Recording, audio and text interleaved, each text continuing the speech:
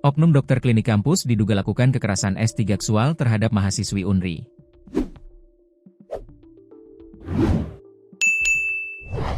Dokter di klinik kampus diduga melakukan kekerasan seksual terhadap seorang mahasiswa Universitas Riau, UNRI. Pihak kampus membenarkan adanya laporan tersebut dan menyatakan kasus telah ditangani oleh Satuan Tugas Pencegahan dan Penanganan Kekerasan di Lingkungan Perguruan Tinggi, Satgas PPKPT.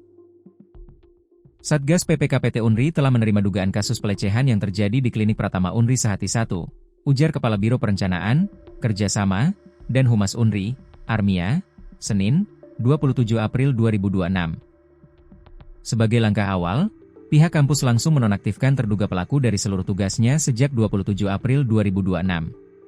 Terduga pelaku telah dinonaktifkan sementara dari tugas dan tanggung jawabnya, guna mendukung kelancaran proses pemeriksaan, kata Armia. Ia menegaskan, proses pemeriksaan dilakukan secara objektif dan profesional dengan mengutamakan perlindungan serta kepentingan korban.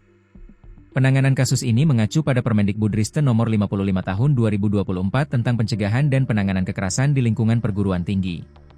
Universitas Riau juga menegaskan tidak mentoleransi segala bentuk kekerasan, termasuk kekerasan seksual di lingkungan kampus. Kampus memberikan perlindungan maksimal kepada korban, menjamin kerahasiaan identitas pihak terkait, serta menindak tegas pelaku sesuai ketentuan yang berlaku, ujar Armia. Pihak kampus mengimbau seluruh sivitas akademika untuk turut menjaga lingkungan yang aman dan tidak ragu melaporkan jika mengetahui atau mengalami tindakan kekerasan.